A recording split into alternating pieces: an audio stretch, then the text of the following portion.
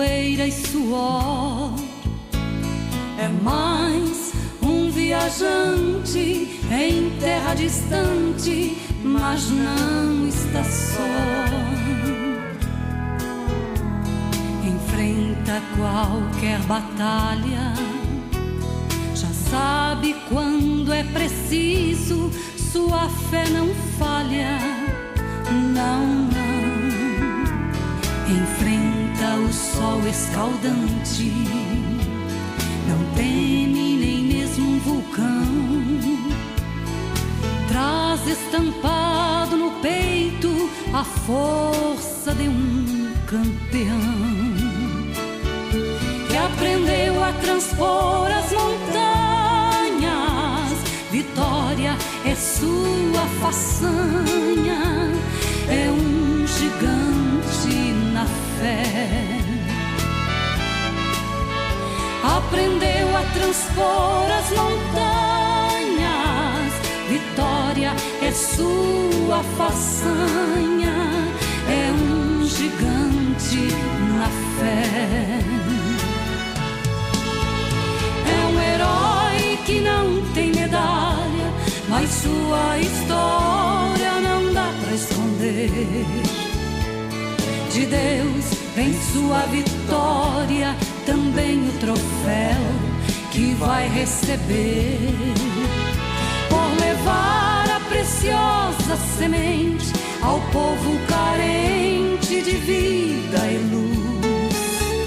Vai trocar a cruz pela coroa e receber o prêmio das mãos de Jesus.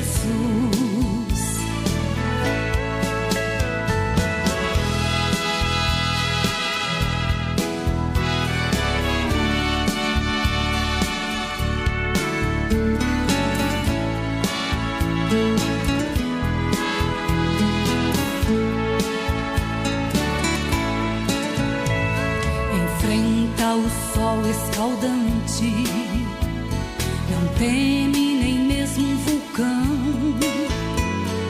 Traz estampado no peito a força de um campeão que aprendeu a transpor as montanhas. Vitória é sua façanha, é um gigante na fé, que aprendeu a transpor as montanhas. Vitória é sua façanha, é um gigante na fé. É um herói que não tem medalha, mas sua história não dá pra esconder. De Deus vem sua vitória, também o troféu que vai receber. Por levar a preciosa semente ao povo carente de vida e luz.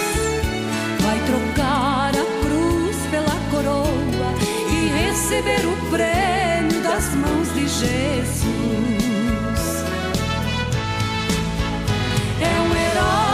Que não tem medalha, mas sua história não dá pra esconder. De Deus vem sua vitória, também o troféu que vai receber. Por levar a preciosa semente ao povo carente de vida e luz. Vai trocar a cruz pela coroa e receber o prêmio das mãos de Jesus.